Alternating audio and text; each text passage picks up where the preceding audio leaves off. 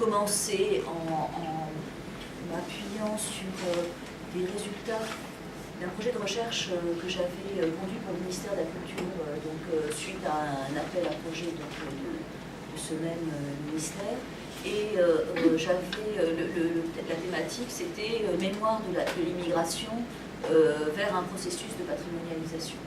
Donc, en l'occurrence, l'objectif, c'était au départ un peu une grammaire d'inventaire de la mission ethnologique qui est intégrée dans la direction d'architecture au ministère de la Culture.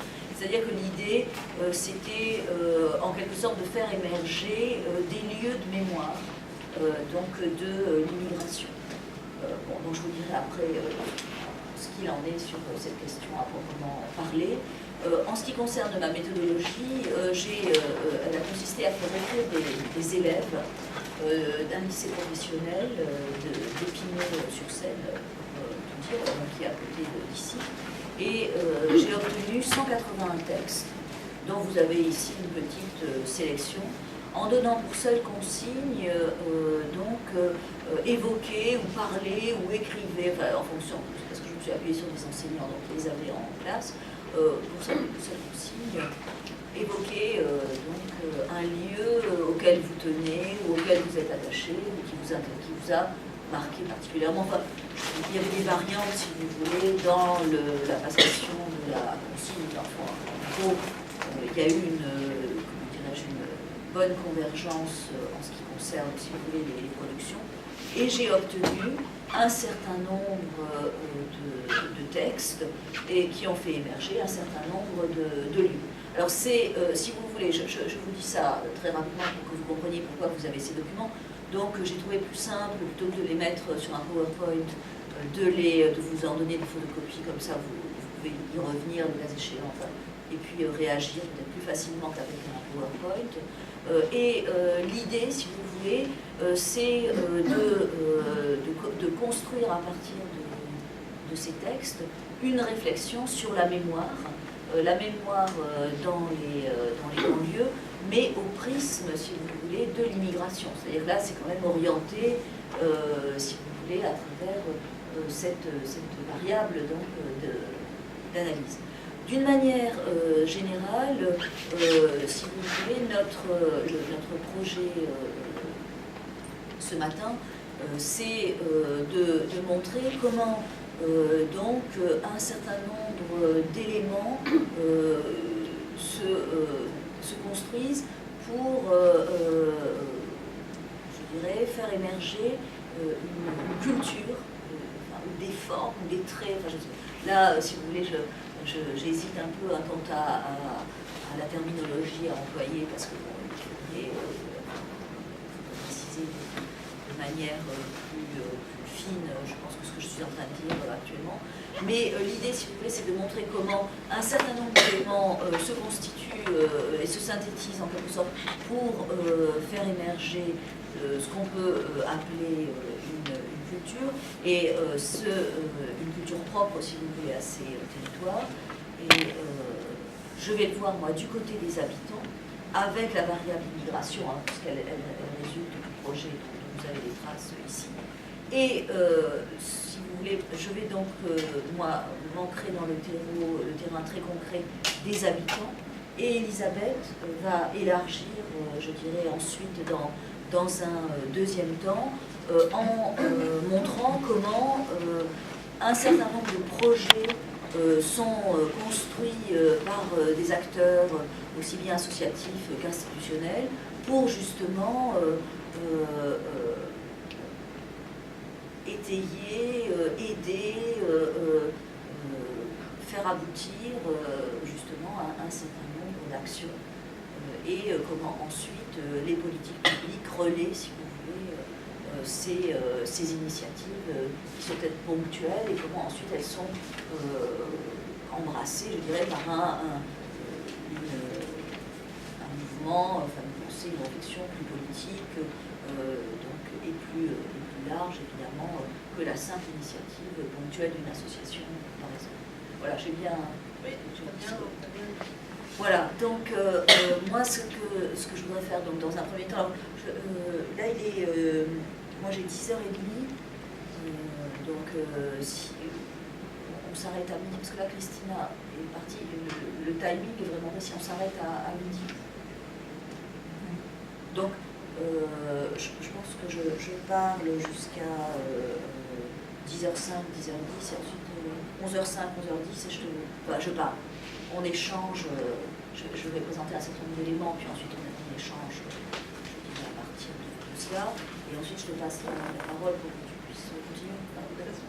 Voilà, donc... Je pense que ce sera un ou deux à s'éclipser à minuit moins le quart. Pardon? Ce sera un ou deux à s'éclipser à minuit moins le quart pour aller voir un film en fait à Saint-Denis. Donc ce ne sera pas en fonction de la qualité de l'échange. Ok, d'accord. Non mais pas de problème, merci de prévenir. Donc, donc voilà, ce sur quoi je voudrais, avant de parler des textes, ce sur quoi je voudrais insister, c'est que ce qui est apparu donc dans les textes que j'ai recueillis, c'est d'abord le fait qu'il n'y avait pas de haut lieu. C'est-à-dire que, mis à part un texte ou deux qui concernent, si vous voulez, un monument, alors certains élèves ont parlé qui de la basilique de Saint-Denis, qui du Louvre, si vous voulez, mais c'est vraiment très très anecdotique dans l'ensemble des textes. D'une manière générale, ce qui est apparu comme lieu de mémoire, si on admet cette... Ce qui est apparu comme étant des lieux de mémoire, c'était des endroits qui étaient dans l'environnement immédiat des élèves qui écrivaient. Alors, on a vu apparaître aussi bien le domicile.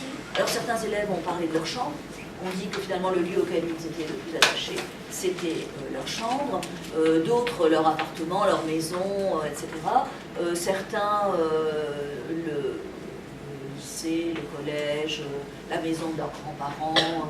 On a pas mal des centres commerciaux aussi, des parcs. Alors après, en fonction, alors les garçons, parce qu'on pourrait construire des différences de genre en fonction des lieux aussi évoqués, parce qu'effectivement, on voit, alors avec tous les stéréotypes, bon, j'en suis bien consciente qui apparaissent, les filles allant davantage dans les centres commerciaux, les parcs et les jardins, dans les cinémas, etc.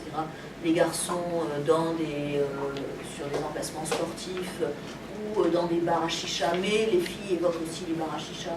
Et puis, enfin, vous voyez, donc on a là une certaine diversité.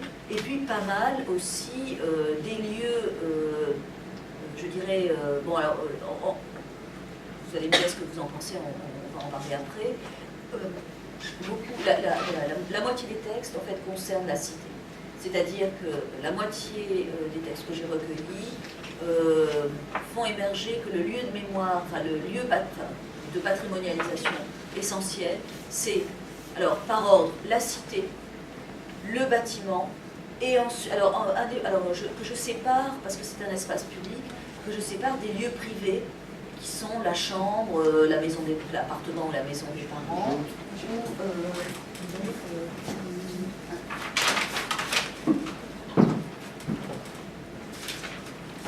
la chambre, enfin l'appartement, maison des parents ou maison des grands-parents, donc là que je considère comme des lieux, privés que je distingue. Et donc, on voit apparaître en ce qui concerne les lieux publics au niveau de la cité, le bâtiment, enfin en bas du bâtiment, et ensuite des parties particulières, enfin des endroits particuliers dans le bâtiment, les halls, les cages d'escalier et les caves, et évidemment qui sont extrêmement connotés et qui véhiculent tous les stéréotypes, si vous voulez, habituels, bien connus, concernant, si vous voulez, ce type de lieu.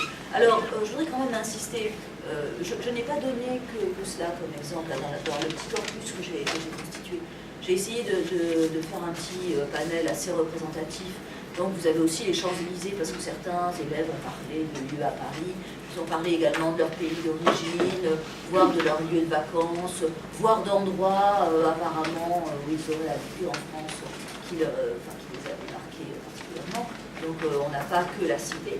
Mais comme quantitativement, c'est quand même la cité qui occupe à laquelle sont consacrés la moitié du texte, il me semblait quand même important d'insister sur cette dimension. Voilà, donc ceci étant, bon, j'ai déjà communiqué autour de ces résultats à plusieurs reprises. J'ai eu des réactions assez contrastées, si vous voulez, parce que on m'a reproché de mettre en évidence, si vous voulez, la question des hauts d'escalier, des caves, etc. Parce que, enfin, des cages d'escalier, des halls, des caves, en me reprochant que je véhiculais des stéréotypes négatifs et que je contribuais à les entretenir justement en parlant. Sauf que comme ils étaient dans mon corpus, je trouvais normal d'en parler, mais pas non plus d'en faire le centre de ma communication, mais de les mentionner au même titre que les autres. Parce que évidemment, personne n'a demandé aux élèves d'écrire particulièrement sur un endroit plutôt qu'un autre. Et d'ailleurs, la diversité des lieux évoqués le montre bien. Voilà.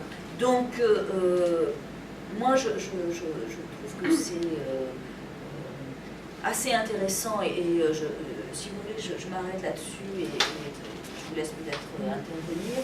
Ce que je trouvais intéressant de mettre en évidence, c'était que, d'une part, bon, il y a une ténuité des lieux qui est très frappante, c'est-à-dire que, je ne sais pas moi, je n'avais pas fait de projection, mais il n'y a ni la Tour Eiffel, ni l'Arc de Triomphe, enfin, je ne sais pas si vous voulez, des lieux qui en région parisienne pourraient apparaître comme particulièrement marquants, ils ne sont pas présents. Alors il y a des endroits dans Paris, effectivement, là je vous ai donné un extrait sur les Champs-Élysées, mais il y a aussi le Châtelet, bon, et puis la rue Saint-Antoine aussi, enfin on voit, bon, après si vous voulez, ça renvoie au vécu individuel de certains scripteurs, donc moi je suis quand même frappée par le fait qu'il n'y a pas de haut lieu, donc ténuité des lieux, absence de monumentalité aussi, on n'a pas de monument historique, mis à part la basilique de Saint-Denis, mais là ça faisait un peu téléphoner si vous voulez, c'est-à-dire que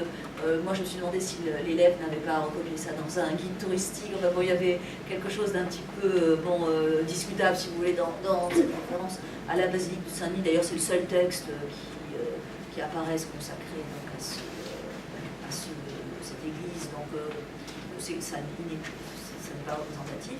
Donc ténuité, absence de, non-monumentalité, absence de haut lieu, et puis parfois contre-légitimité. Mais je suis tout à fait d'accord pour discuter de la notion de contre-légitimité, parce qu'après tout, pourquoi est-ce qu'une cave, un hall d'escalier, un hall d'immeuble ou une cage d'escalier serait non légitime? C'est non légitime du point de vue externe, vu d'un regard externe, si vous voulez. Mais d'un point de vue interne, c'est-à-dire du point de vue de celui qui occupe, c'est pas plus illégitime qu'un autre endroit. Donc c'est la raison pour laquelle on peut, si vous voulez, en discuter.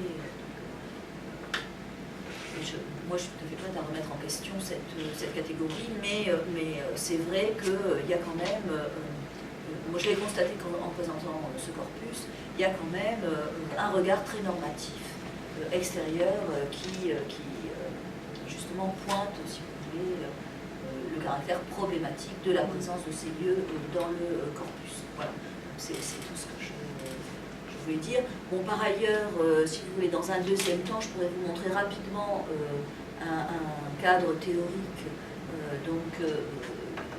qui en général est appliqué à ce type d'endroit.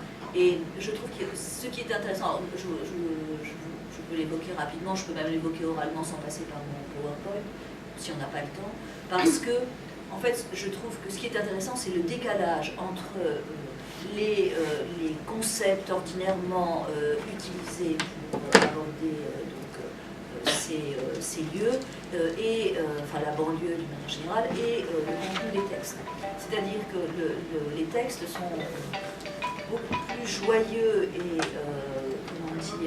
beaucoup plus optimistes que finalement l'analyse sociologique qui en général est faite autour donc, de ces quartiers.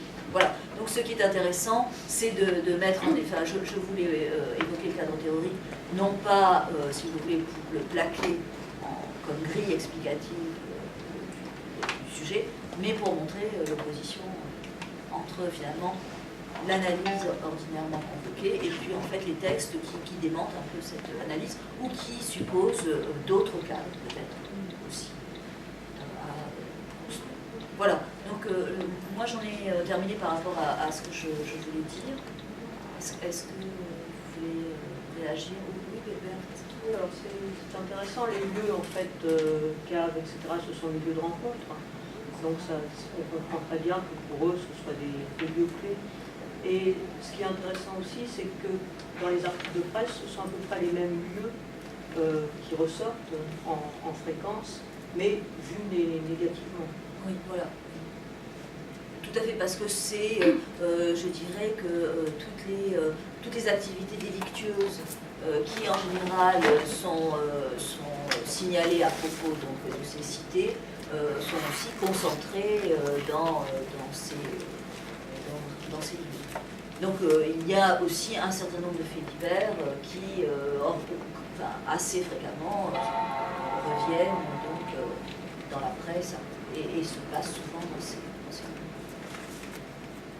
Mais certainement que dans les textes, par exemple là le texte sur la cave, ce qu'ils apprécient dans la cave, c'est pas de dynamisme, enfin je sais pas comme terme, mais c'est pas de fumer, mais c'est de rencontrer les autres, de s'amuser.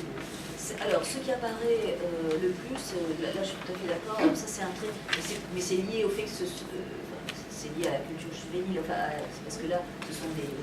je ne sais pas, les plus âgés doivent avoir 18 ou 19 ans, hein, donc c'est une population qui a entre 14 et 19 ans, mettons.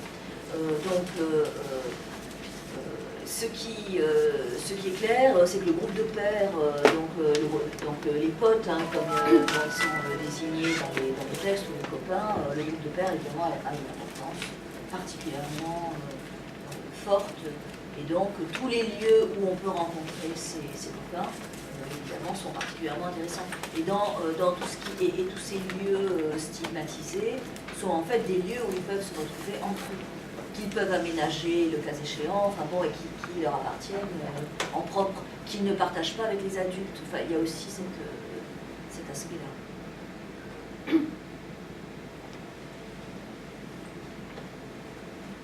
Est-ce que vous allez travailler sur une autre population ou est-ce que votre étude est terminée? Je sais pas. Oui, alors l'étude est terminée. Si vous voulez, là, je n'ai pas l'intention de la poursuivre. Et alors, est-ce que les jeunes avaient connaissance du fait que lorsque vous leur parlez de lieu, vous entendiez l'idée d'un lieu de mémoire? Est-ce qu'un lieu de mémoire, c'est pas un lieu commun? Non, c'est, si vous voulez, quelle est votre approche mémorielle du lieu? En fait, il n'y a pas d'approche mémorielle, parce que vous faites bien de me poser la question, parce que c'est vrai que ça reste implicite. Ouais, en fait, il n'y avait pas du tout d'approche mémorielle dans le projet, dans la mesure où, en fait, mon hypothèse de départ était qu'il n'y avait pas dans ces cités, il n'y avait pas encore de mémoire, si vous voulez, ou que l'élément mémoriel était très ténu. Donc j'ai construit toute l'étude sur la dimension de la ténuité. Et ce que j'ai voulu montrer, c'était que de toute façon, dans la mesure où c'est une population jeune, comment dirais-je, la dimension mémorielle est évidemment assez faible. Mais la thématique du projet ne portait pas sur les lieux de mémoire. Hein. C'était donc l'idée, c'était de montrer ce qu'il y avait donc autour de la notion de mémoire de l'immigration. Est-ce qu'on pouvait parler d'une mémoire de l'immigration, et si oui, comment? Alors en fonction des... il y a eu plusieurs équipes, et en fonction des projets des équipes, il y a eu des choses assez différentes, hein, si vous voulez. Mais en l'occurrence, moi, c'était pas mon objectif. Mais la dimension de la mémoire, ici, je voulais simplement, je veux simplement insister sur le fait qu'elle est très ténue, elle est en émergence, c'est quelque chose qui est en train de se constituer, qui est pas structuré et adossé sur un passé, parce qu'elle est fondée sur une rupture. Elle est liée à une mobilité, à un déplacement. Enfin, voilà. Est-ce que vous avez mesuré, par exemple, les degrés de patrimonialisation d'après les lieux que les jeunes ont évoqués? Par exemple, si quelqu'un dit la chambre, c'est mon lieu de préférence, comment définir ça? C'est pas un exil, le fait de s'exiler de la société, une extériorisation de la société même, le fait de s'enfermer et de se considérer comme extraterrestre, puisqu'il ne se trouve pas que dans sa chambre, dans les 4 murs fermés. Je pense que là, c'est un trait juvénile, je dirais que ça c'est lié à l'âge de la personne du jeune qui répond. Enfin, c'est tout à fait, je trouve tout à fait en lien avec l'âge de la population que j'ai interrogée, si vous voulez. C'est pas...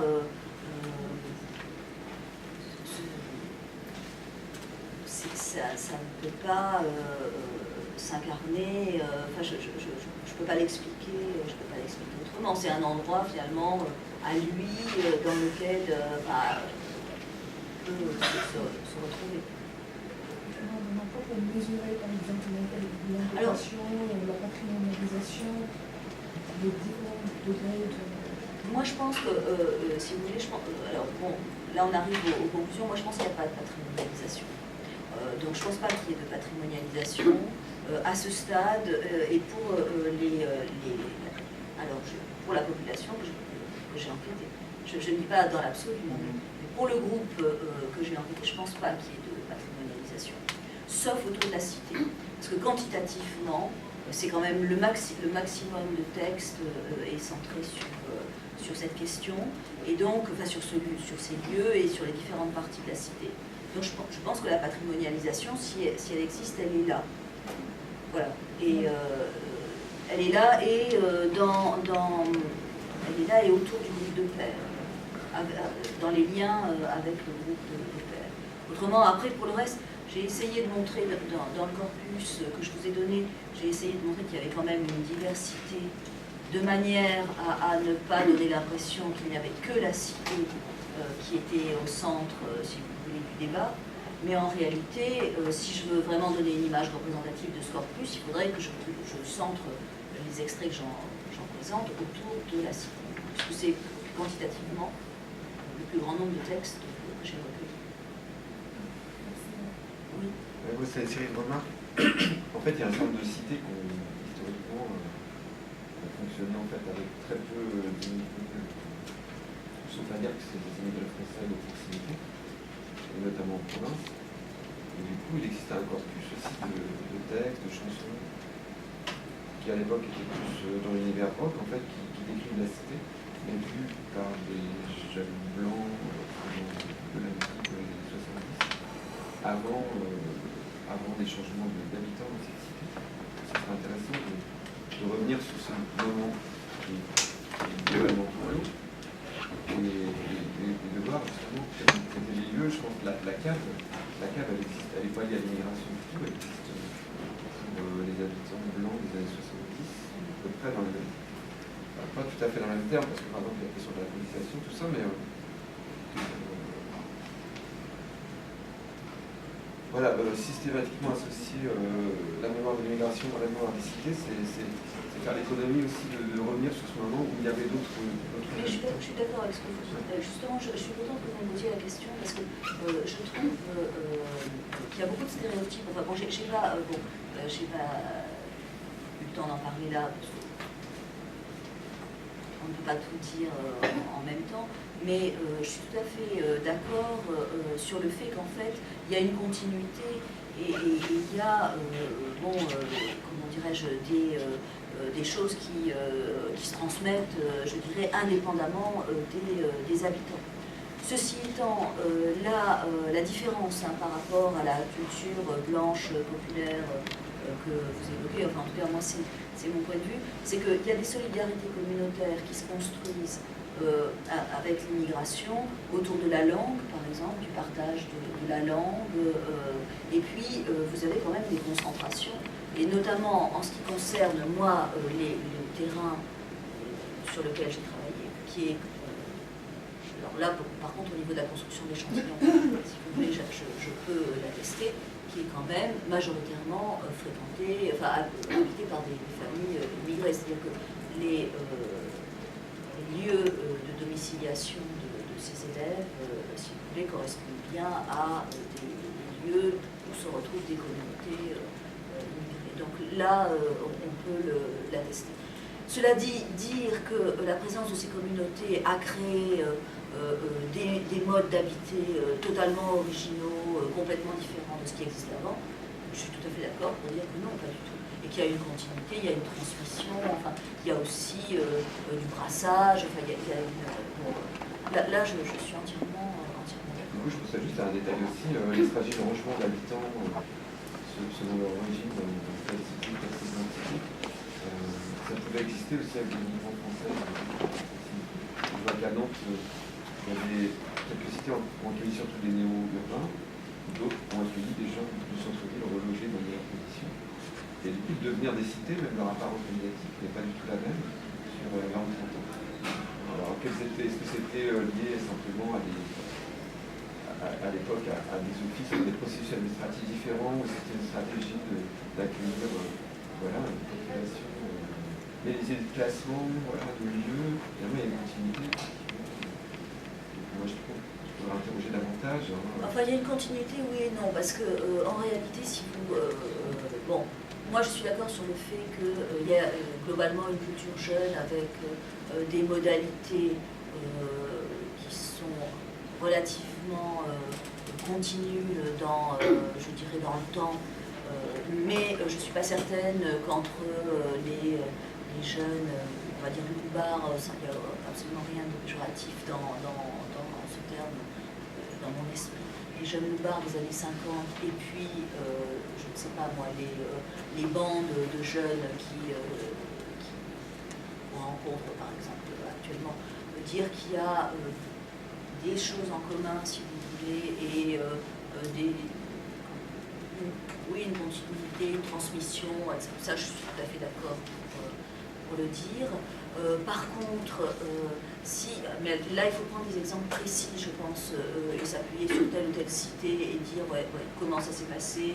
Si je prends cette cité dans les années 50 par exemple, au début des années 60, puis avec la charnière des années 70, puis dans les années 80, en fait on se rend compte qu'il y a quand même un changement. C'est-à-dire que les premiers habitants, par exemple, qui étaient... Si on pense... Je prends l'exemple de Clichy-sous-Bois-Montfermeil, que je connais un petit peu. Au départ, ça a été construit pour accueillir une population de cadres qui auraient eu les moyens... qui ne pouvaient pas se loger à Paris pour des raisons X ou Y, et qui pouvaient souhaiter habiter dans des cités qu'on construisait. Donc, pour elles, si vous voulez, dans cette zone de Clichy-sous-Bois-Montfermeil. En réalité, la crise économique est arrivée, cette population n'est jamais venue, et progressivement, si vous voulez, sont arrivés des gens moins fortunés, qui ont occupé les lieux, puis qui sont le cas échéant partis, et puis ensuite, avec les différentes vagues d'immigration successives qu'on connaît dans les années 80, etc., vous avez toute une série de vagues, 70, 80, etc., qu'on peut dater, vous avez une population nouvelle qui s'installe, avec quand même là, au niveau par exemple de ces deux villes, que j'isole parce que je les connais assez bien, et que je ne veux pas non plus généraliser, si vous voulez, à toute la Seine-Saint-Denis, le cas de deux villes, mais en prenant cet exemple, on voit bien quand même que vous avez progressivement disparition d'un certain type de population et apparition d'un autre type de population avec des regroupements communautaires et puis avec ensuite une dégradation du bâti de plus en plus importante parce que souvent les premiers propriétaires, quand ils se sont installés, n'ont pas eu les moyens, frappés par la crise, de financer leur emprunt. Donc vous avez eu une paupérisation continue des habitants et puis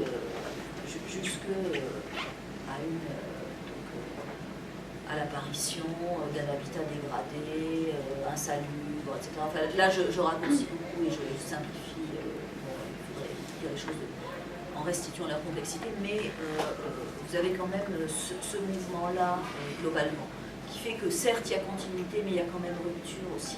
Il y a quand même une rupture parce que peut-être aussi qu'il y a un appauvrissement et que la crise économique, si vous voulez, qui est quand même beaucoup plus forte en 2013 que dans les années 60, la crise économique aussi pèse, je dirais, sur les habitants. Et donc complique les conditions de vie et rend les choses plus difficiles. Voilà, c'est ce que je dirais. Parce que c'est ça la grande différence. Pendant les 30 Glorieuses, il y avait des classes populaires, mais la vie était quand même plus facile. Là, la crise économique rend quand même, je dirais, la vie quotidienne plus difficile dans ces cités. Et c'est quand même attesté par des sociologues, enfin, ça a été montré, la Péronie, Kokorev, etc. Enfin, quand même il y a des travaux là-dessus qui confirment ce que je dis. Je finis là sur ce que vous disiez à propos des lieux de mémoire. Ça me faisait penser aux lieux de mémoire dans la série. Là, oui, de Nora. Dedans, il y a des lieux singuliers, localisés. Il y a des lieux, à la limite des lieux en série, où les représentations, je pense à deux choses. C'était l'hexagone dessiné à l'école primaire. La Troisième République, donc un objet scolaire que tout le monde est censé apprendre à dessiner la France à partir de cette illustration. Il y a le bloc gaulois, donc principalement sur les aiguilles.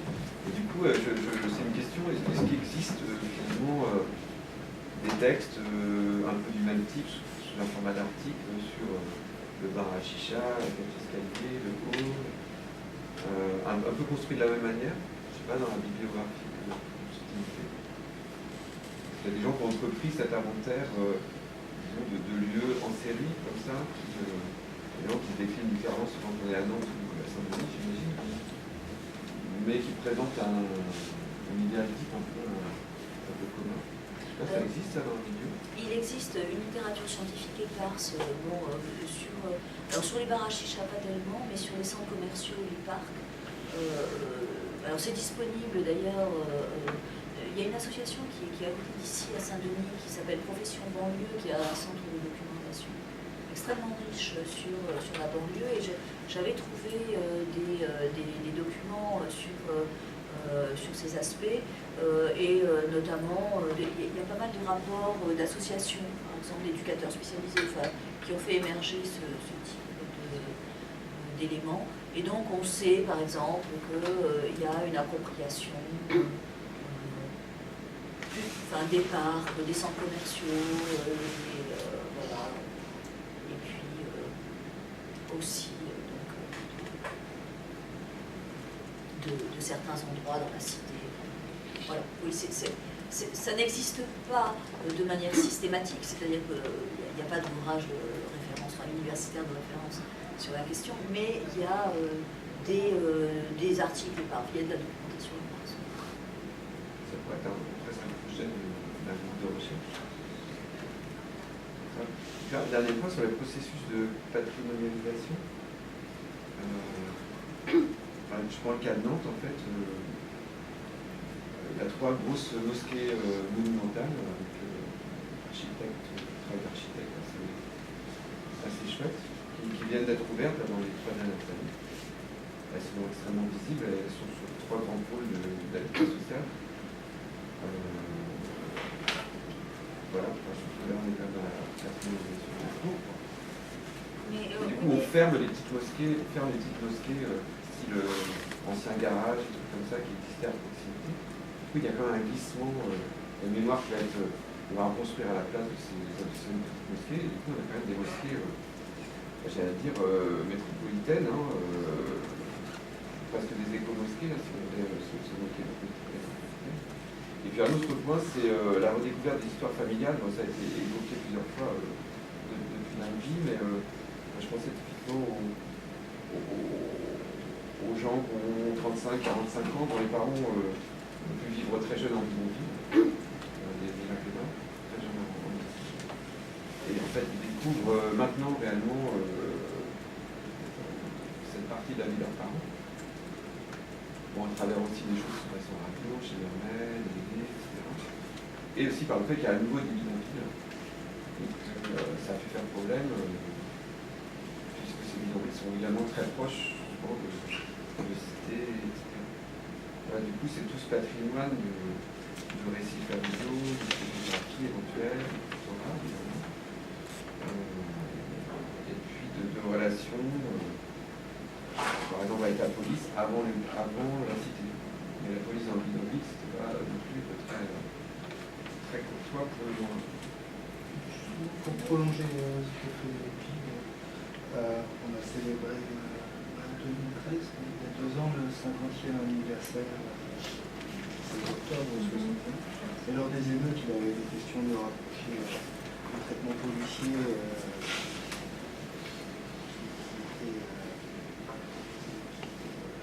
aux jeunes habitants des cités, de faire des parallèles avec ce qui s'était passé en 1961. Donc je voulais dire aussi de manière très confuse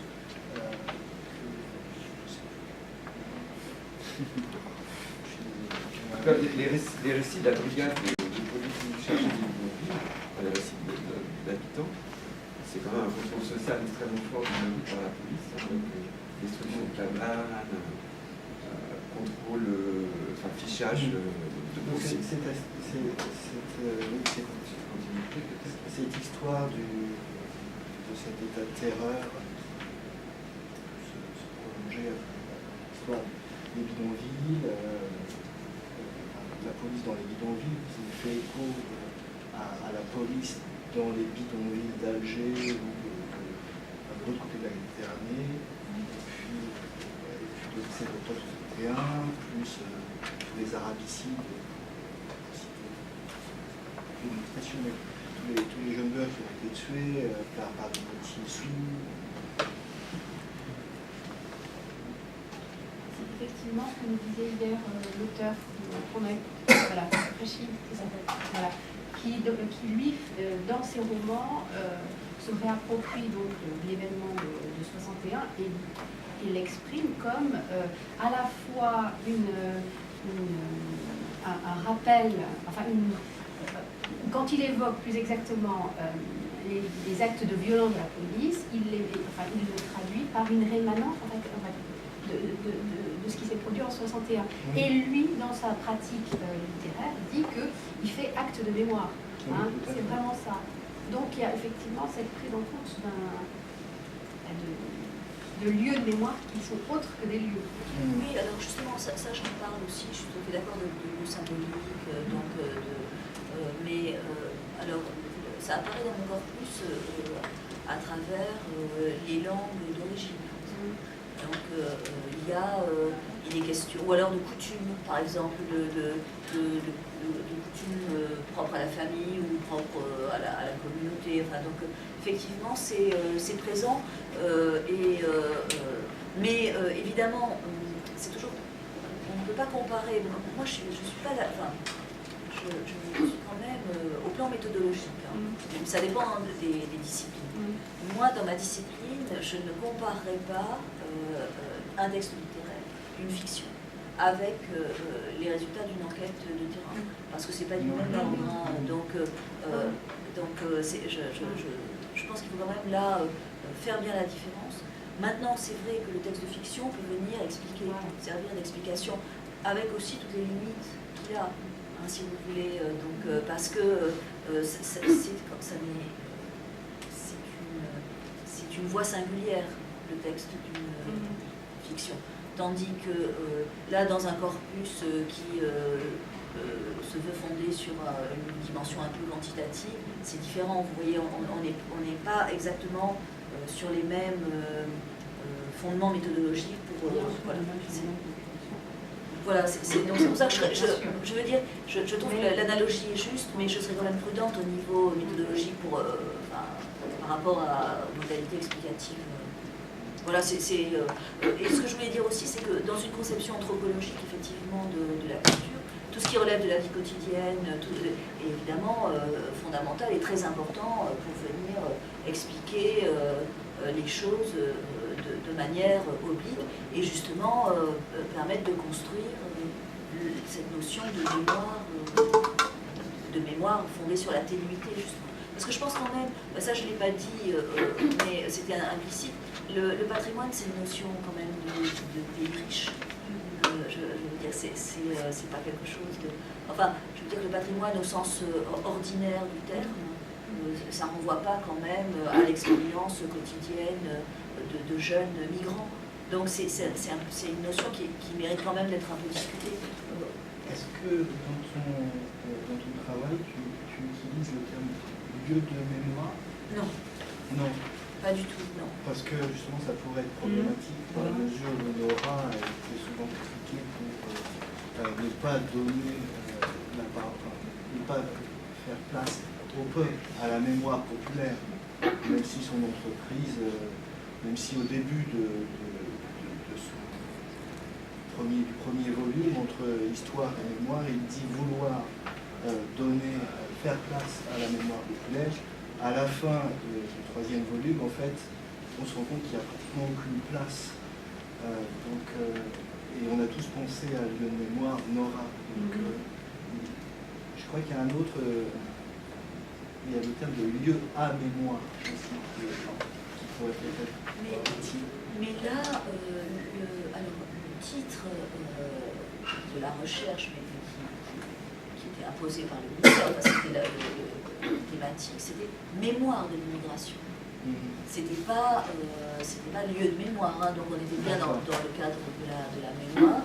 Et d'autres équipes ont travaillé sur des thématiques différentes. Mais est-ce que tu utilises les travaux d'Abdelhadi Ajat, parce qu'il y a quand même eu depuis 2006 en France une agence de bibliothèque postcoloniale avec tout le travail de ces deux auteurs-là, mais aussi d'autres historiens, Ansel, Blanchard, Lumière.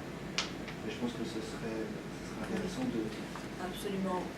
Alors, je ne les ai pas utilisés parce que là, la recherche, elle est terminée maintenant. Donc, c'est vrai quand j'ai fait le travail, je ne les ai pas utilisés. C'est vrai que si je revenais sur ces questions, ce serait intéressant, effectivement, de prolonger, de réinterroger à partir de ces catégories. Et quelle est la place de l'école? Parce que vous n'avez pas du tout abordé. Est-ce que ça a été cité? Vaguement, mais pas tant que ça. En tout cas, comme lieu où on rencontre les copains, oui. Mais comme en tant que telle, si vous voulez, non, elle est très peu présente. Il y a des textes quand même hein, sur l'école, mais peut-être une vingtaine. Et toujours dans la perspective de retrouver alors, mes potes pour les garçons, mes copines pour les filles, mais c'est surtout ça qui est mis en avant, pas le lieu de savoir, c'est surtout l'école comme lieu de socialisation. Est-ce que vous avez le sentiment qu'on vient juste de passer à un croisement au niveau du traitement mémoriel de la banlieue, au sens où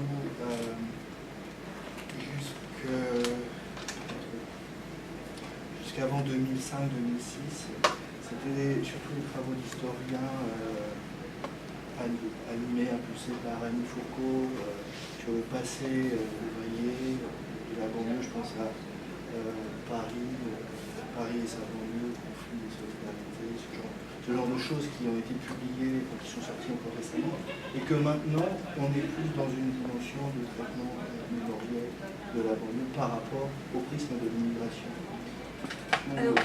Ou est-ce qu'on continue d'avoir ces deux voies de traitement de la banlieue? Je pense que ça va faire la transition avec probablement ce que va dire Elisabeth, parce que là j'arrive au terme de mon temps de parole. Juste pour conclure, moi l'impression que j'ai, c'est qu'il y a de plus en plus de travaux avec la rénovation urbaine et les projets de démolition de certaines tours. On conserve, je dirais, la trace.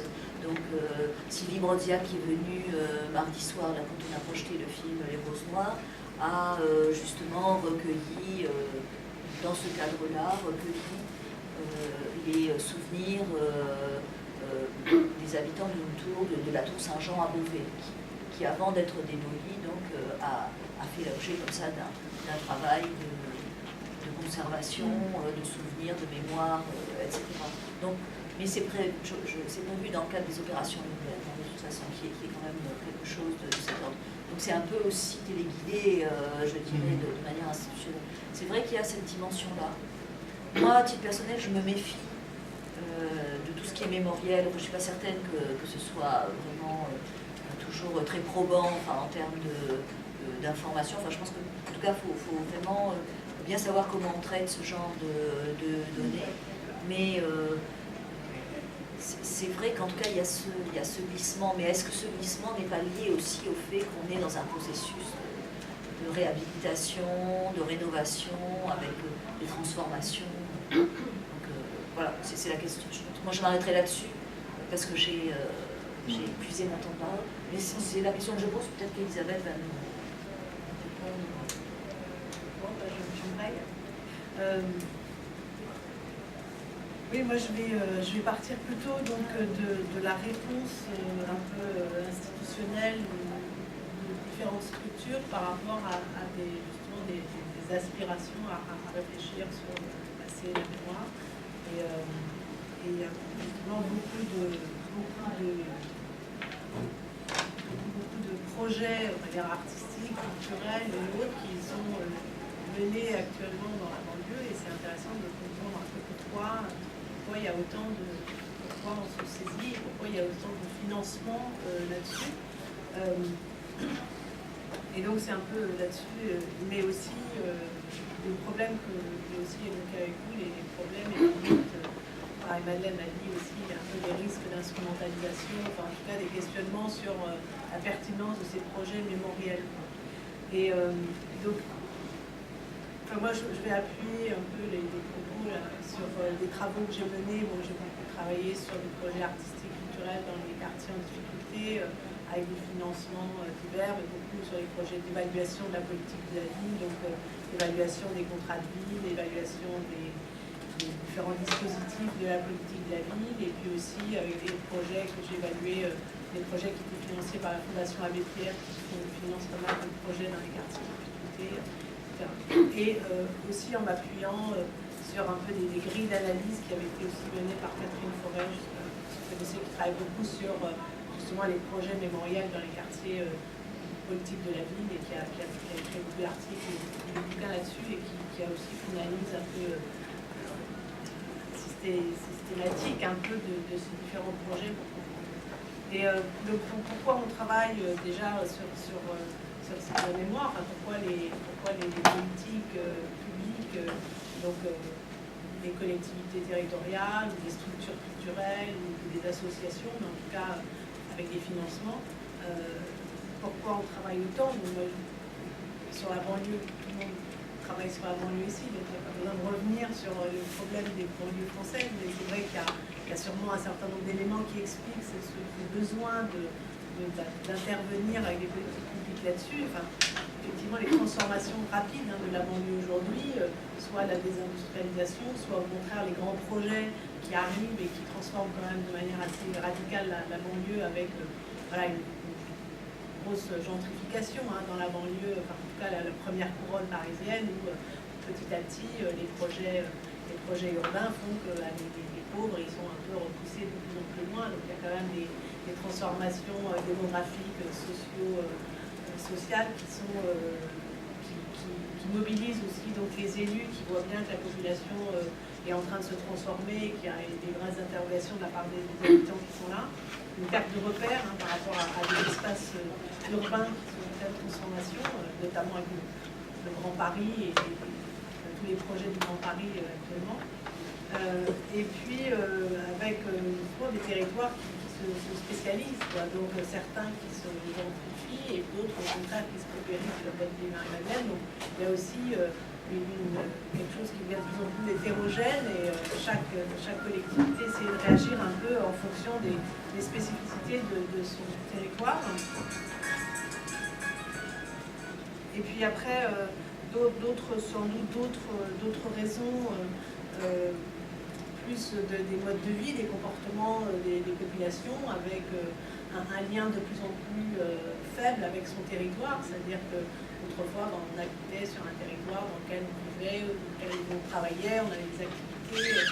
Là, il y a une rupture avec le territoire, c'est-à-dire que professionnellement, on travaille loin souvent de son lieu de résidence, on fait ses courses dans des supermarchés à l'extérieur, enfin, voilà, toutes ces choses qui sont un peu connues sur les modes de vie, mais qui font qu'il y a un lien de plus en plus, il y a une rupture du lien entre l'homme et son territoire, et ce qui fait qu'on a besoin aussi là aussi, le facteur de perte de repères, et du coup on se retourne un peu vers ces projets mémoriels pour réancrer un peu les habitants sur leur territoire, et les politiques publiques ont besoin que les habitants, qui sont des citoyens, des électeurs, ils ont la volonté qu'ils se réapproprient leur quartier, leur ville, là où ils sont susceptibles de voter pour se réapproprier le territoire, et une des manières, c'est de se retourner vers le passé. Enfin, en tout cas, c'est une manière, pas forcément, ça marche pas forcément, mais en tout cas, on imagine que ça pourrait marcher en se retournant vers le passé pour que les gens se sentent plus dans leur ville. Et voilà, donc, et puis plus globalement, une crise un peu globale de la société, économique, financière, environnementale, qui fait aussi qu'on a un peu peur de l'avenir, et que face à toutes ces incertitudes climatiques, financières et économiques, on a tendance à se retourner vers le passé, peut-être pour essayer de se rassurer et de rassurer les habitants, la population. Donc, voilà, il y a sûrement plein d'autres raisons, c'est très rapide, mais après ces projets qui sont menés, c'est vrai qu'il y a différents types d'objectifs poursuivis. Alors, il y a différents types d'acteurs, donc il y a les collectivités, il y a des structures culturelles un peu autonomes, moins qui mènent leur projet de manière plus ou moins indépendante avec des financements publics, et des associations de manière aussi un peu autonome, mais aussi avec des financements publics. Donc on est quand même dans quelque chose qui n'est pas forcément là, je ne parle pas des mobilisations vraiment des habitants de manière spontanée. C'est quand même, je parle plutôt de choses un peu encadrées, un peu structurées, et pour essayer de définir un peu les types d'objectifs qui sont poursuivis sur ces projets mémoriels. Donc, on peut dégager peut-être 4 types, cinq objectifs, on va dire, dans ces projets qui sont menés. Effectivement, un premier objectif, c'est développer, approfondir la connaissance, la réflexion et la transmission d'un certain nombre de savoirs sur les populations qui vivent là, sur ces territoires. Et donc ces projets sont là pour presque dans une démarche un peu scientifique, de ne pas perdre la connaissance, parce que c'est des populations qui sont en train de disparaître, des populations qui sont en train de partir, ou des populations qui sont âgées, qui sont en train de mourir. Donc il y a toute une connaissance de mode de vie, de savoir-faire, de comportement, d'habitudes, de traditions qui sont liées à ces quartiers et qu'on peut pas, on peut retenir. Donc effectivement, des enjeux de conservation des enjeux de conservation, mais aussi de transmission, c'est-à-dire de transmission entre les générations, avec aussi l'idée qu'il y a aussi des conflits beaucoup dans ces quartiers, enfin, dans certaines banlieues entre les différentes générations, et que cette connaissance, cette réflexion, cette meilleure connaissance de la mémoire doit être aussi transmise aux jeunes générations pour favoriser justement l'intergénérationnel. Alors, on fait plein de groupes pour essayer de mélanger les filles et les garçons, mais aussi les jeunes et les moins jeunes. Et donc, cette idée de transmission de choses, d'histoires personnelles, familiales, qui ne sont peut-être pas forcément dites, et avec l'idée que les jeunes ont besoin d'entendre ce que les vieux ont à dire, par exemple, ont besoin, même quand c'est des événements douloureux qu'on a peut-être cachés, mais que ça fait partie de la mémoire de ces quartiers, et que cette transmission permet à la fois de ne pas oublier, mais aussi de permettre aux jeunes peut-être de vivre aussi mieux dans leur quartier ou dans leur ville. Donc sur des projets comme ça, effectivement, de manière, enfin, pas forcément de manière scientifique, mais je pense au travail qui est mené par exemple dans l'écomusée de Fresnes. Donc voilà, c'est un écomusée, mais de banlieue. Donc là, les projets qui sont menés, chaque année, il y a des expositions, il y a des travaux qui sont faits, des publications pour qu'on aborde un certain nombre de thèmes sur lesquels on va essayer de rassembler des informations pour que la population se l'approprie. Même si c'est la population qui participe en amenant, mais pour que ça soit ensuite partagé. Après, il y a sans doute un autre type d'objectif qui est la reconnaissance. La reconnaissance de personnes, de groupes qui se sont sentis oubliés ou qui se sont sentis lésés, et des populations qui sont là et qui vivent dans ces banlieues ou dans certaines villes, et pour essayer d'avoir des collectivités pour essayer de leur donner une plus grande reconnaissance, certaine visibilité. Je pense par exemple aux travaux qui avaient été menés à Noisiel, ça s'appelait d'une culture à l'autre, donc tout un travail qui a été mené pour mettre en valeur certaines cultures de certains groupes ou certaines minorités, et pour que ça soit partagé et que les autres groupes, les autres habitants prennent conscience de l'existence d'autres communautés au sein de leur ville, et notamment un travail fait sur les Roms et sur les gens du voyage qui effectivement vivent dans cette ville et qui sont complètement marginalisés, exclus à la périphérie de la commune, et pour essayer de travailler sur leur mode de vie, leur comportement, leur tradition, leur musique, et de reconnaître aussi l'existence de ces populations que l'on essaye de cacher. Ensuite, il y a aussi sûrement une volonté de créer du lien social, de mobiliser les habitants, de les faire participer. Donc il y a des grandes injonctions de participation des habitants, que ce soit dans le cadre de la politique de la ville ou aujourd'hui avec les politiques de développement durable. La participation des habitants, c'est toujours quelque chose qui est recherché. Et une manière d'essayer de faire participer les habitants, c'est de travailler sur des projets justement mémoriels, parce qu'on a le sentiment qu'on va pouvoir effectivement assez facilement les toucher, parce que sur tout un tas de trucs, on n'arrive pas, c'est-à-dire si on fait un projet urbain, s'il y a une révision du plan du PLU, les habitants ne viendront pas, mais peut-être en arrivant sur d'autres manières de les impliquer sur des projets mémoriels, on arrivera à faire participer les habitants, à les faire sortir un peu de chez eux, de se rencontrer. Donc voilà, ce fameux vivre ensemble que tous les élus et toutes les collectivités essayent de favoriser.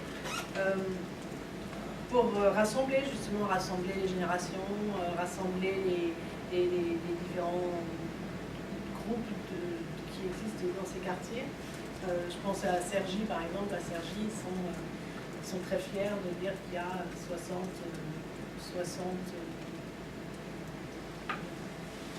groupes, 60 nationalités représentées, et donc pour essayer de justement regrouper, travailler avec ces différentes nationalités, les faire travailler ensemble sur des projets un peu communs.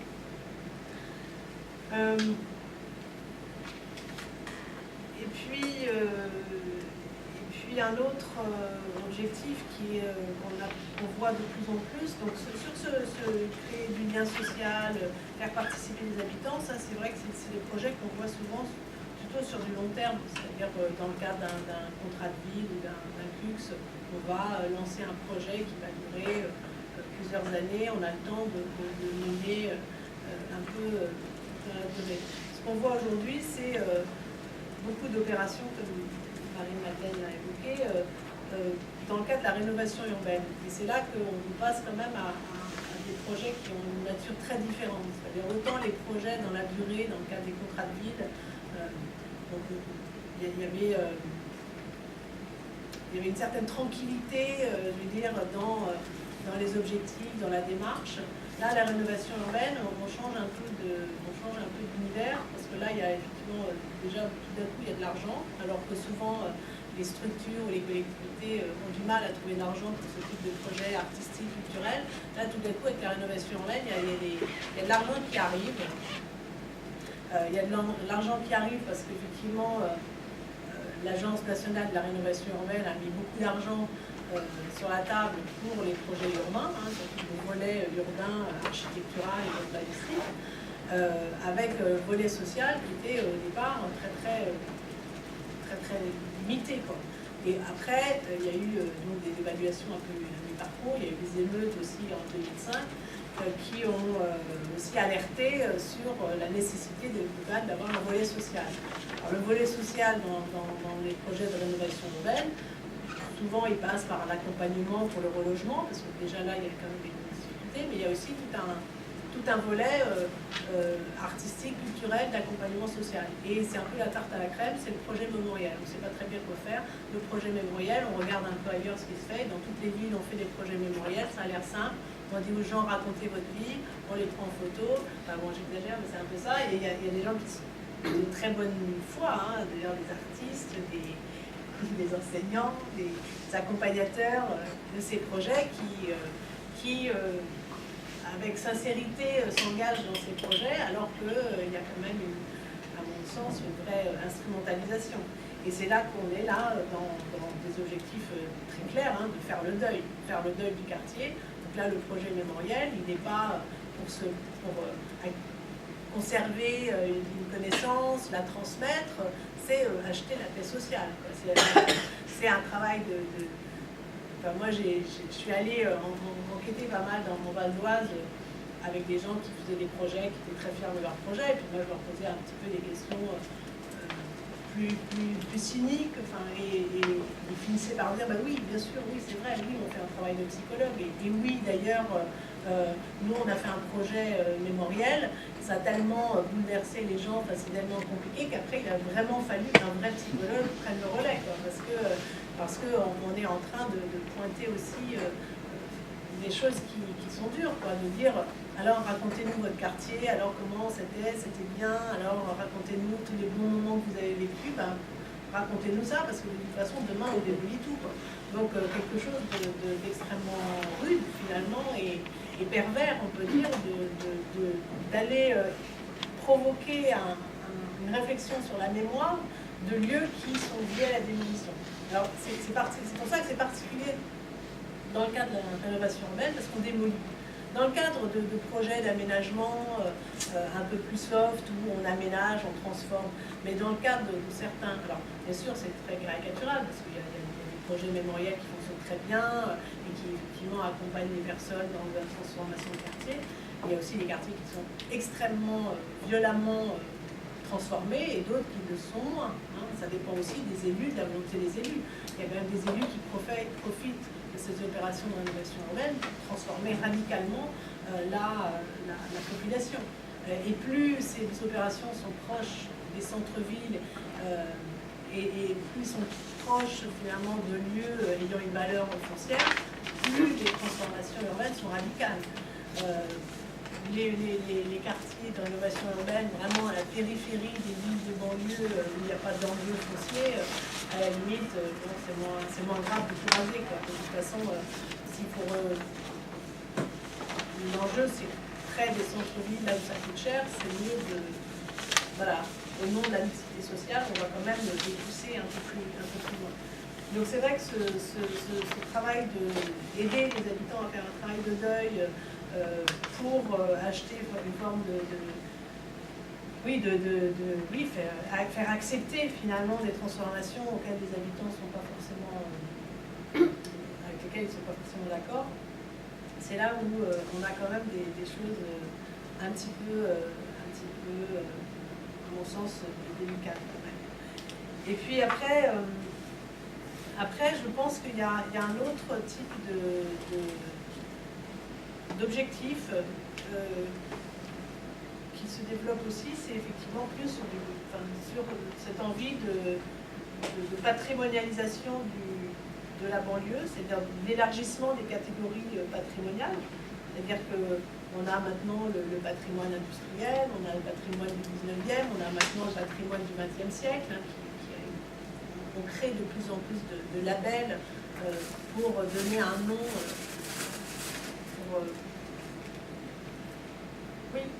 on patrimonialise de plus en plus d'objets, d'objets ou de type d'objets matériels ou immatériels. Et c'est vrai qu'aujourd'hui, la banlieue fait partie de ces réflexions.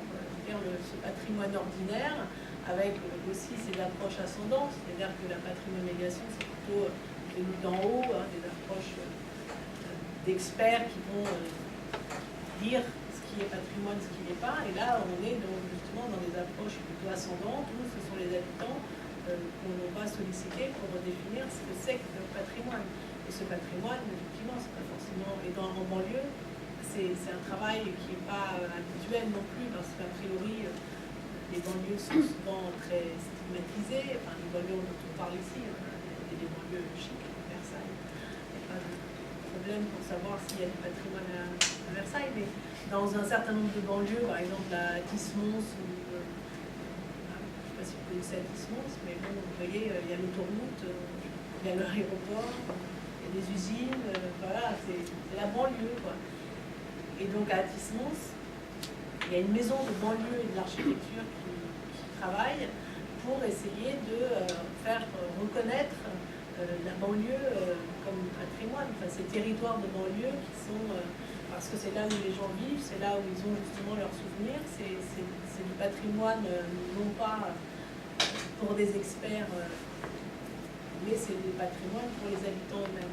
Donc il y a pas mal de villes qui travaillent là-dessus. Donc, par exemple, à Tismons, c'est assez intéressant. Et donc, il y a des balades qui sont organisées avec les habitants, qui connaissent un succès grandissant. Ils sont même obligés de refuser de temps en temps les habitants, parce que c'est pas très facile de faire des balades urbaines avec trop de monde. Donc, le gouvernement, évidemment. Donc, il y a un vrai engouement de la part des habitants pour connaître leur ville, la comprendre, savoir que ce bâtiment-là, devant lequel ils passent tous les jours, en fait, il a été construit par un grand architecte connu, mais qui a fait cet élément-là, et essayer aussi donc, de faire en sorte que les gens s'approprient davantage leur quartier, leur ville, soient fiers de vivre dans ces territoires souvent très mal perçus d'extérieur, et de parler de ce patrimoine ordinaire. Donc, il y a pas mal de textes aujourd'hui qui accompagnent aussi ce mouvement-là, puisque les recommandations de l'UNESCO sur le paysage urbain pour justement élargir qu'est-ce qui fait patrimoine. Et le paysage, c'est donc à la fois, c'est plus seulement ces grands monuments, mais c'est aussi des lieux de vie de manière beaucoup plus simple et quotidienne. Donc pas mal de textes internationaux ou européens, une convention Faro aussi qui va dans ce sens pour valoriser ces lieux plus ordinaires et de faire en sorte que ça soit plutôt via les habitants que ces définitions se fassent par une manière un peu ascendante. Donc pour peut-être pour conclure très rapidement, juste plutôt pour soulever quelques questions, avec ces différents types de projets, c'est vrai que il y a des interrogations. Le côté positif, je pense qu'on voit bien qu'il y a des choses positives qui peuvent être faites. Je n'ai pas forcément envie de mettre en doute ou de tout jeter, mais c'est vrai que est-ce que toutes les mémoires sont bonnes à dévoiler? Est-ce que toutes les mémoires doivent réellement être dévoilées? Voilà, il y a une part d'intime, il y a une part d'intimité, et souvent ces projets-là sont un peu... on pousse un peu les gens à s'exprimer, à se dévoiler. Est-ce qu'on ne va pas un peu trop loin? Est-ce que c'est bien... Voilà, et est-ce que c'est par qui c'est fait?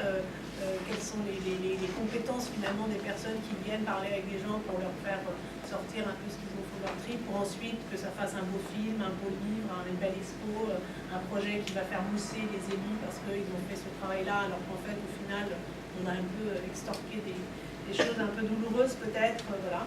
Donc ces questions-là, un peu respect de la vie privée, aussi, un peu difficile. Après, il y a des choses très techniques et juridiques. Le droit de la propriété intellectuelle, finalement, les paroles, les textes, les images, c'est quand même aussi des questions qui se posent. On fait parler les gens, on fait écrire des gens, on fait parler des gens, on les filme, on les photographie, et puis après on en fait tout un... Mais voilà, là aussi, il y a quand même des questions qui peuvent se faire. On cherche, il y a des artistes qui en font leurs œuvres, c'est des œuvres, après c'est récupéré par les artistes. Mais au final, c'est quand même du matériau qui appartient à la base à cette population-là. Quelques questions par rapport à ça. Donc j'ai parlé un peu de la manipulation par rapport à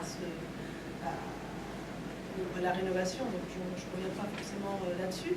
Mais, et ensuite, c'est aussi la diversité des mémoires. Comment prendre en compte la diversité des mémoires au pluriel.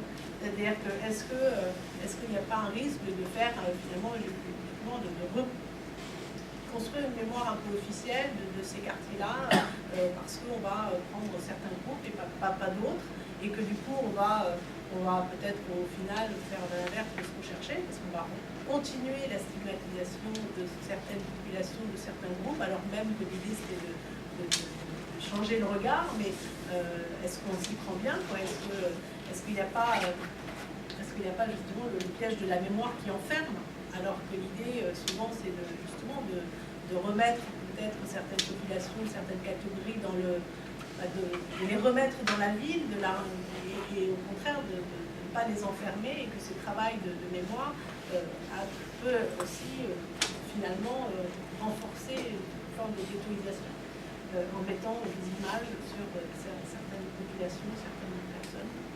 Et puis après, à quelle échelle géographique travailler, justement, c'est-à-dire on descend vraiment au niveau d'un quartier, d'un îlot, d'un immeuble. On a beaucoup reproché à la politique de la ville, justement, pour les passer des développements sociaux des quartiers au contrat de ville, justement, pour éviter de trop se focaliser sur les quartiers, mais plutôt de revenir vers le droit commun.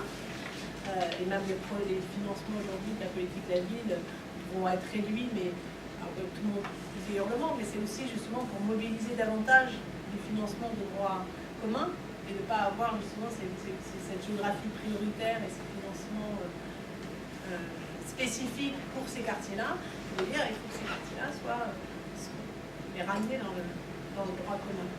Voilà. Et voilà, donc quelques questions, quelques doutes sur certains de ces projets.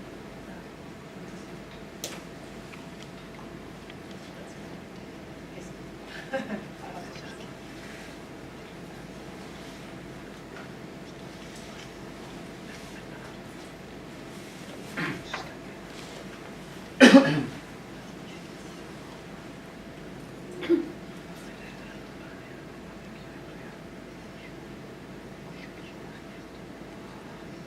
a une autre manière d'envisager la question, c'est d'apprendre du point de vue des artistes qui interviennent, de leur économie artistique, mais aussi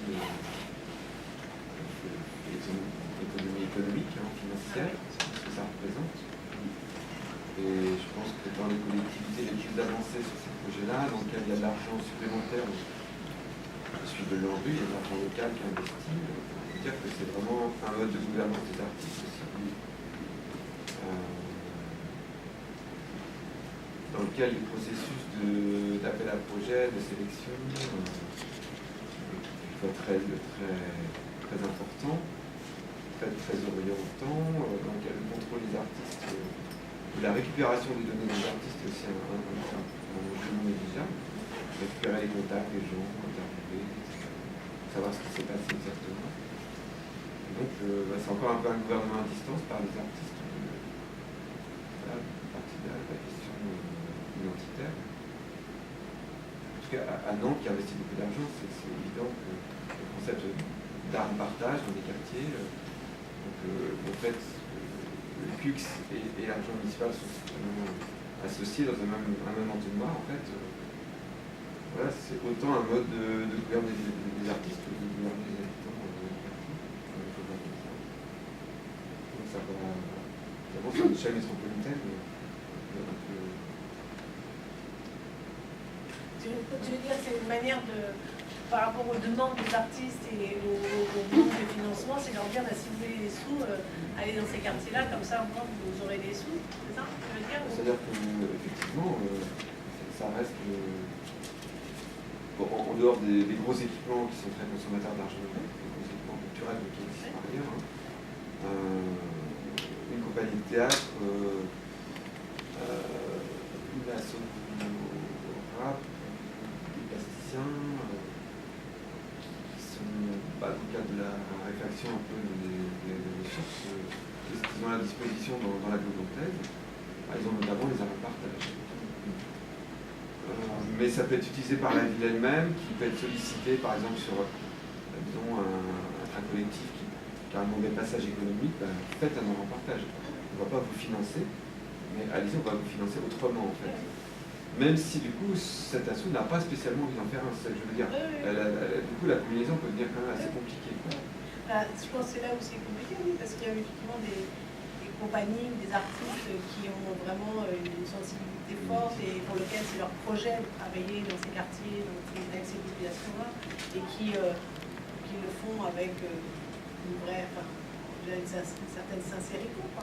Et puis il y a effectivement il y a une forme d'opportunisme d'artistes qui aujourd'hui, soit parce que l'intermittence est devenue compliquée, soit les plasticiens où il n'y a pas d'intermittence, ou d'autres formes d'artistes qui, devant les difficultés financières, vont par opportunisme se mettre sur le créneau de travailler dans les banlieues avec des populations. Donc après, pour le meilleur ou pour le pire, parce que... Et ça convient bien aux collectivités, comme tu dis, parce que ça fait 2 en 1. On calme les artistes, on leur donne de l'argent, et on calme les populations parce qu'on leur amène des artistes. Alors en plus, les artistes, c'est quand même plus sympa que des travailleurs sociaux, ou que des assistantes sociales, ou des... Voilà, donc ou des policiers. Donc on leur envoie des artistes, et donc du coup, c'est plus valorisant. Qui paye pour ces projets? Les collectivités et les villes, et dans le cadre de la politique de la ville, il y a des financements de l'État. Hier, on a visité un studio professionnel de musique et puis la personne en charge a dit que dès qu'ils ont arrêté les taxes de Sarkozy, et je ne sais pas à quelle année, et puis vraiment la ville souffre. Ils ont plus... Il a dit qu'ils n'ont pas d'argent. Non, mais il n'y a pas que les villes, il y a les régions, il y a les départements, il y a... Les collectivités territoriales, oui. Parce qu'ils se plaignaient beaucoup de ces taxes qu'ils ont coupées. De toute façon, les collectivités, elles ont besoin, elles ont beaucoup moins de financement. Par exemple, donc il y a des choses qui sautent, la culture, c'est quand même souvent ça. Moi, je voulais dire sur ces artistes, moi je suis photographe, j'en fais des projets comme ça.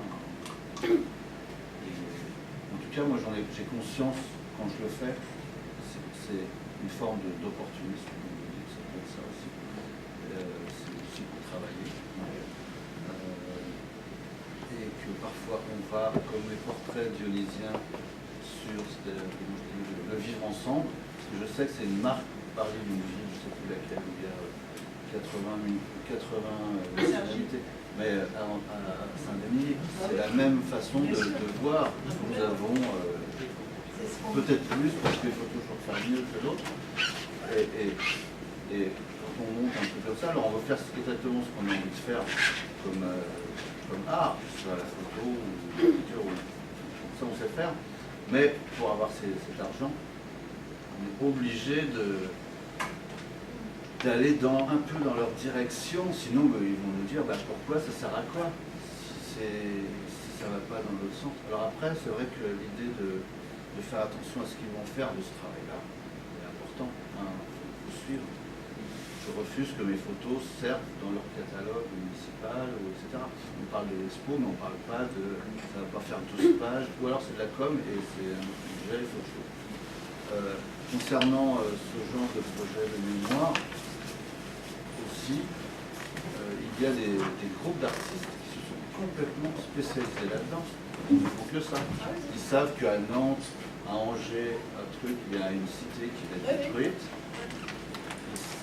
Voilà, on y va. Il y a des appels à projets, parfois même de lancer.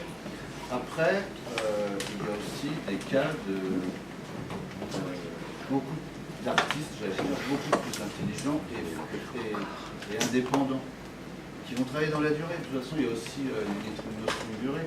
Si je viens vous interviewer une fois, demain j'ai rendez-vous avec vous, alors c'était comment avant? Ça va être du brut et ça va être une émotion pure et unique sur une heure de discussion. Il y a des gens qui travaillent pendant 1 an ou 2 ans à la rencontre des habitants. Ici à Saint-Denis, il y a eu un truc qui s'appelait La mémoire en chanson, avec des artistes de Grand Corps Malade, etc. Donc, d'animer chaque semaine des ateliers avec des intergénérationnels, etc. Et entre le jour où on leur apprend la technique de l'écriture, et l'année ou les 2 années ou les 3 années qui vont passer, il y a le travail, l'écriture, les émotions et le disque, il y a un spectacle. Je ne pense pas que ce soit forcément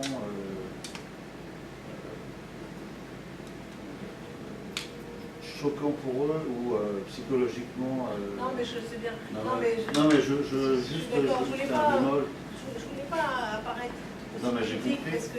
parce que pendant longtemps, j'ai au contraire justement évalué des projets artistiques, culturels, et en montrant à quel point c'était bien. Mais j'ai quand même le sentiment que, là, je parle vraiment des projets mémoriels. Oui. Les projets qui sont plus sur l'accompagnement de personnes, sur la créativité, sur, je sais pas, effectivement, sur la danse, ou du théâtre, ou de la musique, d'aider à l'expression, à la créativité. Il y a tout un tas de choses qui fonctionnent bien. C'est vraiment ce côté mémoriel qui parfois, moi, me dérange. Oui. Voilà. Et puis je voulais finir quand même entre la critique de ces gens, de ces médias et autres qui viennent passer 1 heure, bon, c'est pas bien. Ceux qui viennent travailler sur la mémoire, bon, c'est moyen. Comment on fait pour travailler sur un quartier, quoi? Il faut trouver aussi en fait, l'idée, c'est de trouver la bonne distance, le bon timing. La délicatesse. Mais c'est ça, mais c'est pour ça qu'un projet comme ça, on n'arrive pas. Et je fais ton interview, et puis c'est bon, j'en ai un autre demain. C'est pas de dire j'en fais 50, il m'en faut 50. Peut-être qu'il m'en faut que 20 et on va prendre le temps avec ces 20 personnes. Elle est chez elle, elle est chez eux, dans leur maison. Tout a été fait après, évidemment qu'on a une espèce de nostalgie quand on a vécu 40 ans ou 30 ans dans un... Même si c'est moche, on dira c'était bien avant, on allait se promener là, avec les enfants, on a fait ça. Donc ça fort aussi.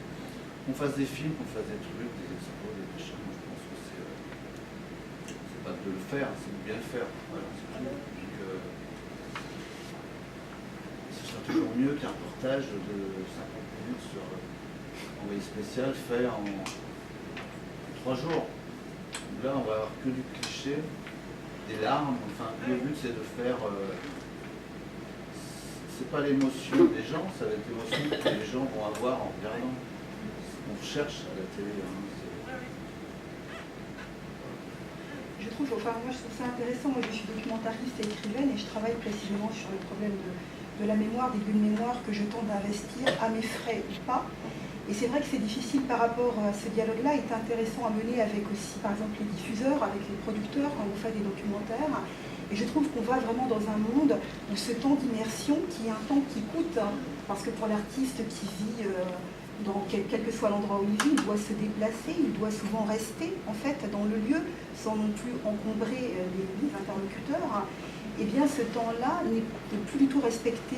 Et même avec le dialogue, moi, que j'entreprends souvent avec les régions, on me dit, ben non, par exemple, pour un documentaire, il faudrait bien 1 mois et demi minimum. Et en fait, les régions de plus en plus se resserrent le budget en disant, ben non, en fait, vous pouvez tourner 10 jours, le producteur dit la même chose, quant au diffuseur, on n'en parle même pas. Donc je trouve que c'est compliqué parce que l'artiste se retrouve coincé, enfin je sens là ces 10 dernières années, avant effectivement je sentais ce temps d'immersion possible, aujourd'hui on va vraiment vers le reportage. Alors c'est compliqué parce qu'en tant qu'artiste vous êtes déjà vous-même aussi exposé, enfin moi pour ma part je travaille que sur voilà, des sujets qui m'intéressent, l'esclavage, l'immigration, l'exploitation de l'homme par l'homme, et je me sens aussi impliquée, moi-même je m'implique beaucoup dans ce que je fais. Mais malheureusement, les moyens ne sont pas du tout là. Et c'est difficile de pouvoir faire la différence, de dire, ben voilà, moi, en tant qu'artiste, je travaille comme ça. On va parfois privilégier des artistes qui sont peut-être qui ont une plus grande notoriété, mais qui vont travailler très vite, et qui vont faire des dégâts, comme vous l'indiquez. Donc je trouve ça de plus en plus compliqué, en fait, ce travail-là. C'est-à-dire qu'il faudrait plus de temps, évidemment plus d'argent et évidemment une grande délicatesse. Mais je crois donc que l'artiste aussi se retrouve un peu, alors finalement acculé, abandonné en fait. De toute façon, des projets qui demandent du temps. Là, moi, dans quelques semaines, je dois aller tourner dans une banlieue en Guadeloupe sur la toxicomanie de crack. Et alors là, on est en train de me dire, en 13 jours, vous pouvez tourner. Mais ça, c'est pas possible. Donc voilà. Donc on préfère abandonner finalement, ou faire ça sur plusieurs années, un investissement personnel. Mais voilà, c'est un genre qui devient de plus en plus compliqué. Mais c'est plus facile de faire. Hier, vous avez vu en vous baladant les photos de JR, j'aime bien ce qu'il fait. C'est hyper facile de payer JR, vous voyez qui c'est JR, de faire des portraits d'habitants, d'en mettre dans tout le quartier. C'est la masse, le nombre, tout le monde se reconnaît, on voit machin, on voit le truc. Mais c'est JR, quoi, c'est pas le photographe du quartier qui peut faire la même chose. Ces portraits, ils sont quand même pas décadents, quoi. Enfin, c'est comme ça. Eh bien, c'est plus facile, c'est un gros budget, ça va. Les médias vont venir, pour JR, pour JM, c'est moi. Personne ne viendra. Donc, c'est aussi ça le truc.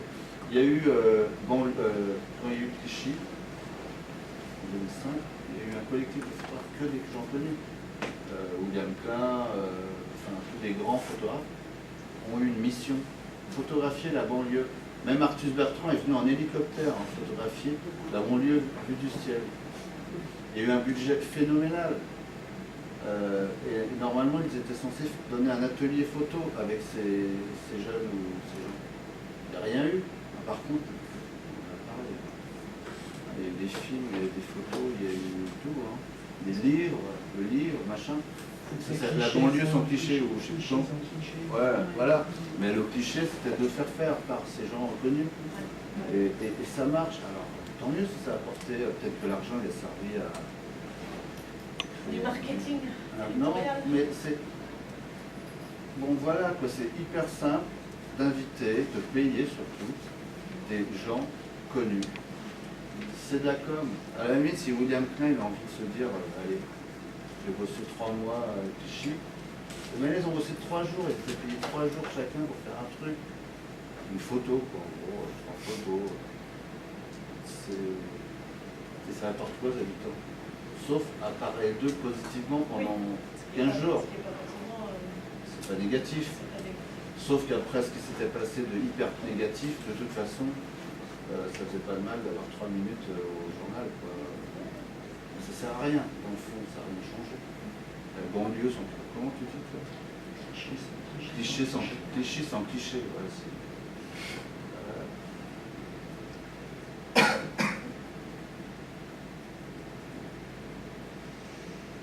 Et l'avenir? Mémoire, présent, enfin passé, présent et l'avenir, après tout ça, enfin on se dirige vers quoi en fait? Il n'y a plus personne, l'avenir, tout le monde est parti. Ouais. Ça m'intéresse plus. Oui, mais enfin... L'avenir, bon, je pense que tout à l'heure vous parliez aussi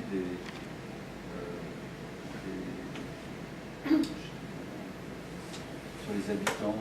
Il y a une ville où qui était faite pour les cadres. Clichy, c'est une vieille histoire. Aujourd'hui, on voit Saint-Denis, c'est une espèce de classe moyenne venue de Paris qui veut pas aller ailleurs. Et puis on repousse les gens de banlieue. Quand il y a, voilà, pour revenir à la mémoire, ces gens, il faut bien les reloger. Alors on construit, mais souvent on les repousse un peu plus loin dans une autre banlieue. Jusqu'à Meaux, par exemple, qui se trouve à 40 km d'ici. Vous verrez, ce sera mieux. Vous aurez des petites maisons au lieu de 25 étages, on aura 4. Vous n'aurez pas forcément le choix. Enfin, oui, parce que de 500 habitants dans un truc, il y a de la place pour 100 ou 200, donc il faut bien repousser les gens. L'avenir, je pense que ces banlieues-là, donc elles vont devenir classe moyenne. Pour les gens qui n'ont pas les moyens ailleurs. On va se retrouver. Voilà, le métro, tout ça, c'est pas forcément mal, mais c'est aussi pour les tramways et tout à Saint-Denis, et puis ça part de partout. Ça repousse. Et l'avenir, c'est que la banlieue, on fera un congrès dans 10 ans, ce sera à 300 km d'ici, peut-être. Justement, qu'est-ce qu'il faut anticiper? À quoi il faut s'attendre? Est-ce qu'on peut s'interroger sur le contact entre justement cette extension des banlieues et peut-être des territoires ruraux? On va vers Los Angeles, dont on parle beaucoup moins. Des franges. Ouais.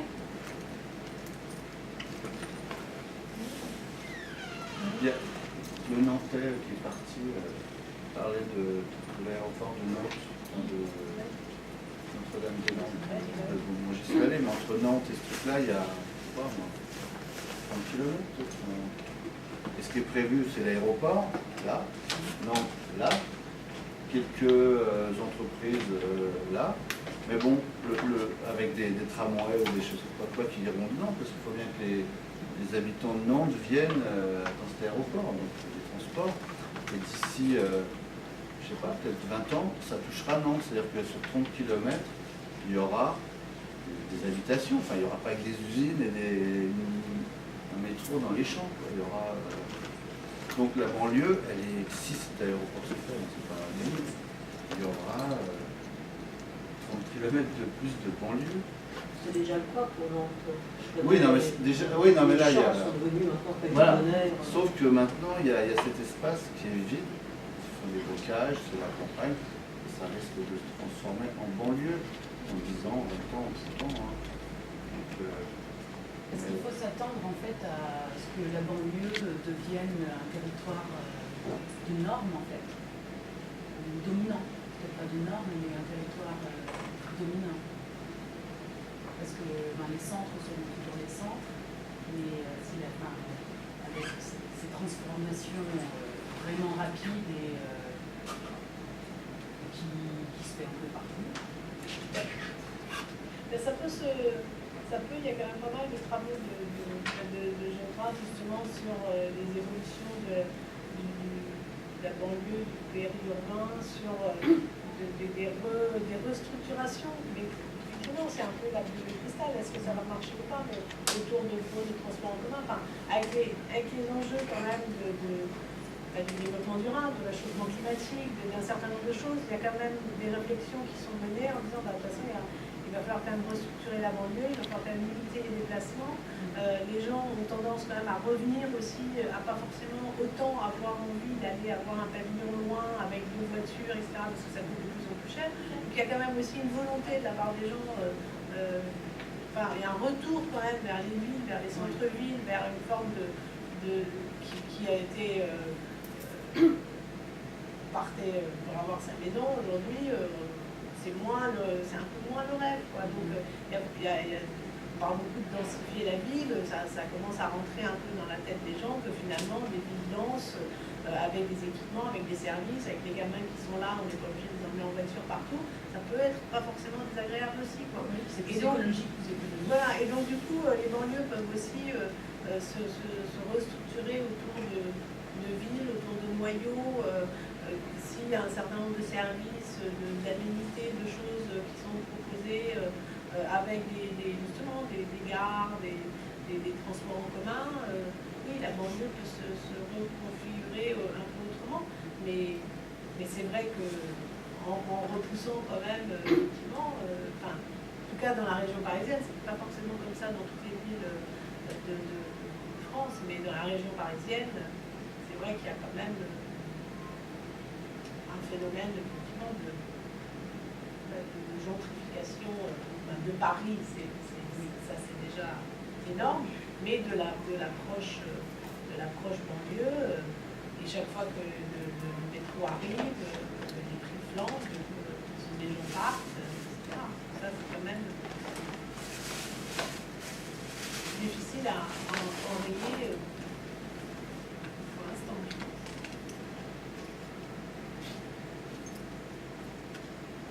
Il faut un développement économique au fur et à mesure que la banlieue avance pour ne pas avoir toutes ces distances à faire.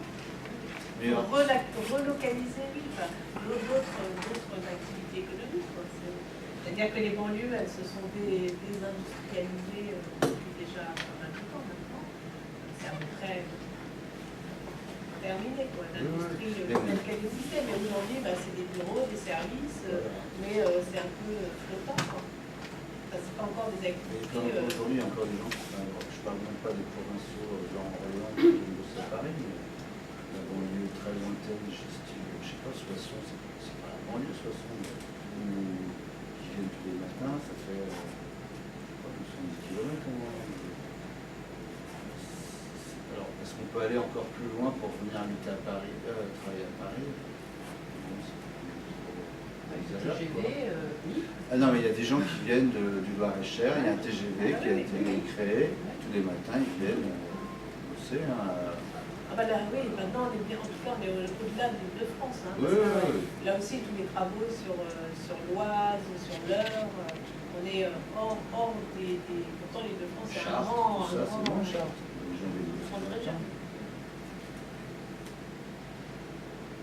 Il y a même des gens qui viennent de Nantes, 2 heures, qui viennent, qui font des horaires aménagés, qui bossent en train. Enfin voilà,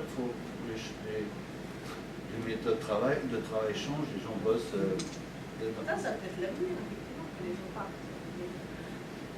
Ça coûte cher. Non, mais évidemment. Oui. Non, mais, pour l'instant, oui, on n'est pas dans. Ce ne sera pas l'ouvrier, mais le oui, type on n'est pas en train de favoriser ça. Enfin, les politiques publiques, elles ne favorisent pas tellement ça. C'est plutôt le travail chez soi. Oui. Développer aussi certains boulots.